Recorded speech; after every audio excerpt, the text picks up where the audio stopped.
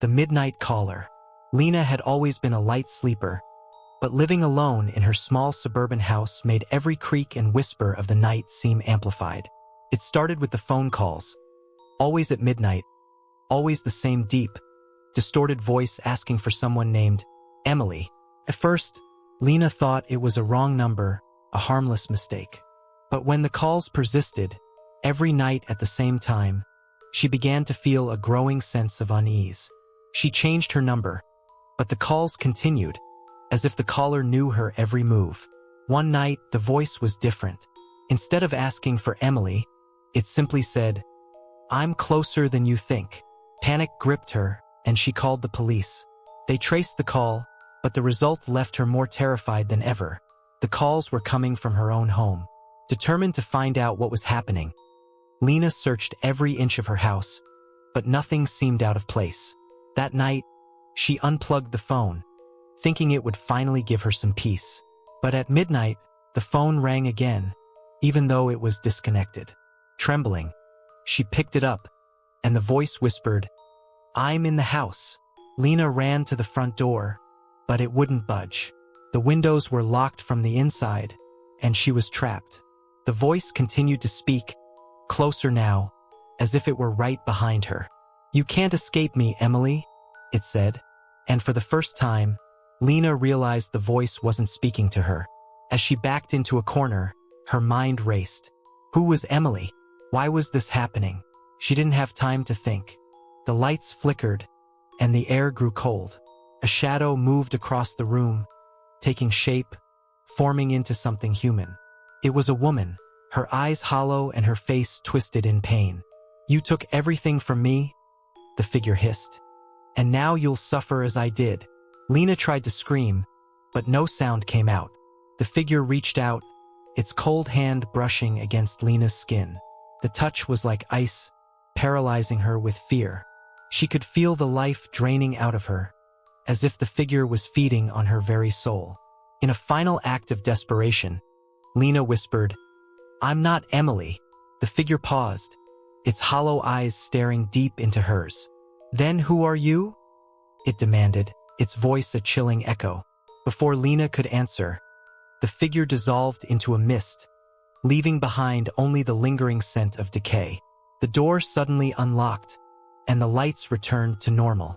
But Lena knew she was not safe. The calls had stopped, but the presence remained. She could feel it, always watching, waiting for the moment when she would be truly alone again. And when that moment came, Lena knew there would be no escape. The empty cradle. Megan and Tom had dreamed of starting a family for years, and when Megan finally became pregnant, it felt like everything in their lives was falling into place. They moved into an old but charming house on the edge of town, a perfect place to raise their child. The previous owners had left in a hurry, leaving behind some furniture, including a beautifully crafted wooden cradle in the nursery. At first, the cradle seemed like a gift from fate, a sign that they were meant to be there. But as the months passed, Megan began to notice strange things happening in the nursery. At night, she would hear the faint sound of a baby crying, though the room was always empty. Sometimes, she would find the cradle rocking gently on its own, as if someone unseen was trying to soothe a restless infant. Tom tried to reassure her, suggesting it was just the wind or old house noises, but Megan couldn't shake the feeling that something was terribly wrong. One night, she woke up to find the nursery door ajar, though she was certain she had closed it before bed. The cradle was rocking again, but this time, there was a dark shape inside it. As she approached, heart pounding, the shape seemed to dissolve, leaving the cradle empty once more. Megan's fear grew with each passing day, but she couldn't bring herself to tell Tom the full extent of what she was experiencing. She was afraid he'd think she was losing her mind. But one evening, as they sat together in the living room, Megan finally confessed everything. Tom listened, his face growing pale as she spoke. When she finished, he took a deep breath and said, "There's something I haven't told you, Megan. The previous owners, they lost their baby here. The mother never recovered from the grief. She disappeared one night, and they found her body weeks later in the woods, holding a bundle of rags as if it were her child. Megan felt a chill run down her spine. That night, the crying started again, louder and more insistent. Tom held Megan tightly, but neither of them could sleep. The next morning, they decided to leave the house, but as they packed their things, the crying turned into a wail that echoed through the entire building. When they reached the front door, it slammed shut in their faces. The windows rattled, and the walls seemed to close in around them. In the nursery, the cradle rocked violently, and a cold wind swept through the house, carrying with it the scent of decay. Megan screamed as the door to the nursery burst open, revealing the ghostly figure of a woman standing over the cradle. Her eyes were hollow, and her face twisted with sorrow. "Give me back my baby," she whispered, her voice filled with anguish. Tom grabbed Megan's hand, pulling her toward the front door as the ghost advanced. They finally managed to force the door open and fled the house, never looking back. The crying ceased as soon as they crossed the threshold, but the memory of that night haunted them for the rest of their lives. The house remained empty for years, and those who passed by claimed they could still hear the sound of a baby crying, accompanied by the soft creaking of a cradle rocking in the dark. The forgotten room. Ethan and his friends had always been drawn to the thrill of exploring abandoned buildings. When they heard about the old Willow Creek Asylum, rumored to be one of the most haunted places in the state, they couldn't resist.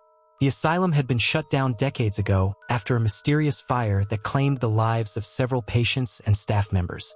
The group arrived at the asylum just as the sun was setting. The building loomed over them, its windows dark and empty like hollow eyes. The air was thick with the scent of mildew and decay. Despite their nerves, they pushed forward, entering the crumbling structure with their flashlights cutting through the darkness. Inside, the asylum was a maze of long, narrow hallways and peeling wallpaper. The sound of their footsteps echoed eerily, and every creak of the floorboards made them jump. They explored room after room, finding old medical equipment, rusted bed frames, and scattered patient files. The deeper they went, the more oppressive the atmosphere became. Then they found it, the forgotten room. Tucked away at the end of a narrow corridor, its door was slightly ajar, as if inviting them in. Ethan hesitated, feeling a cold dread settle in his stomach, but his friends urged him on. They stepped inside and found a small, dimly lit room with a single bed in the center, surrounded by strange symbols drawn on the walls. The air was colder here, and their breath formed mist in the air. On the bed lay a dusty old doll, its porcelain face cracked and its eyes unervingly lifelike. As Ethan approached the bed, the doll's eyes seemed to follow him, sending a shiver down his spine. Suddenly, the door slammed shut behind them, trapping them inside. The temperature dropped further, and the symbols on the walls began to glow with an eerie light. Ethan's friends tried to open the door, but it wouldn't budge. Panic set in as the room seemed to close in around them. The doll's eyes turned from lifelike to malevolent, and it began to twitch, as if something inside it was struggling to break free. The room filled with the sound of whispers, incomprehensible and sinister. Ethan felt a hand grip his shoulder, but when he turned around, there was no one there. The whispers grew louder, merging into a single voice that spoke directly to Ethan. "You shouldn't have come here," it said, full of malice. The bed began to shake violently, and the walls started to bleed, the red liquid oozing down and pooling on the floor. In a desperate attempt to escape, Ethan kicked the door with all his strength.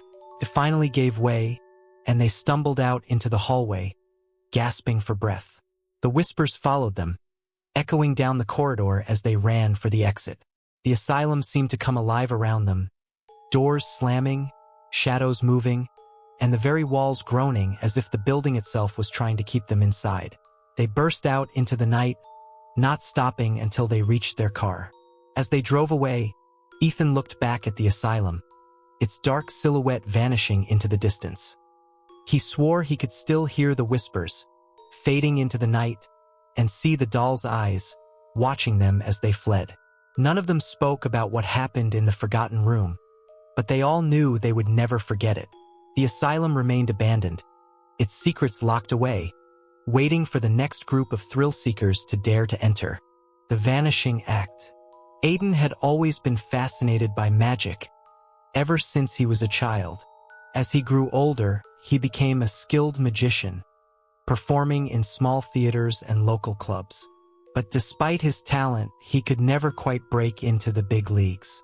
That all changed when he heard about the mysterious magician known only as the Spectre.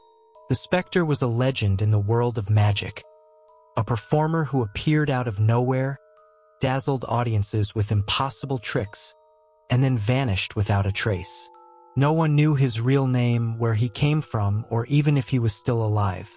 But there were rumors that he had discovered a trick so powerful, so mind-bending, that it had driven him to madness. Intrigued, Aiden began to search for any information he could find about the Spectre. He scoured old books, talked to retired magicians, and spent countless nights online, digging through obscure forums. Finally, he found what he was looking for, an old, tattered notebook that supposedly belonged to the Spectre himself. It contained notes on his most famous trick, one that had never been replicated, the vanishing act. The instructions were cryptic, filled with strange symbols and references to ancient rituals. Aiden was skeptical at first, but his curiosity got the better of him. He spent weeks deciphering the notebook, piecing together the steps of the trick. When he finally understood it, he couldn't believe what he had discovered. This was no ordinary illusion. The vanishing act was real. Aiden decided to perform the trick at his next show, eager to see if it would work. The night of the performance, the small theater was packed. As he stepped onto the stage, Aiden felt a strange sense of foreboding, but he pushed it aside. The show went flawlessly, and when it came time for the vanishing act, the audience was on the edge of their seats. He followed the instructions in the notebook to the letter. As he recited the final incantation, the air around him seemed to shimmer, and a cold breeze swept through the theater. Then, with a flash of light, Aiden disappeared. For a moment, there was silence. The audience was stunned, waiting for Aiden to reappear. But he didn't. Minutes passed, and the crowd began to murmur in confusion. Backstage, the stagehands frantically searched for Aiden, but there was no sign of him. He had vanished without a trace. Panic set in as the reality of the situation sank in. Aiden was gone, and no one knew where. The theater was searched from top to bottom, but he was never found. The only thing left behind was the old notebook, lying open on the stage. In the days that followed, rumors spread like wildfire. Some said Aiden had found a way to another dimension. Others claimed he had become a ghost, trapped between worlds. But the truth was far more terrifying. Aiden had become part of the trick, just as the Spectre had before him. He was trapped in a liminal space, a void where time and reality were twisted beyond recognition. He could see the world, but the world couldn't see him. He was a prisoner of the vanishing act, condemned to wander the darkness forever. As for the notebook, it disappeared shortly after Aiden's last performance. Some say it was taken by another magician, eager to learn its secrets. Others believe it simply vanished, just like its owner. But those who know the story of Aiden and the Spectre warn against searching for it. For once you learn the secret of the vanishing act, there is no escape.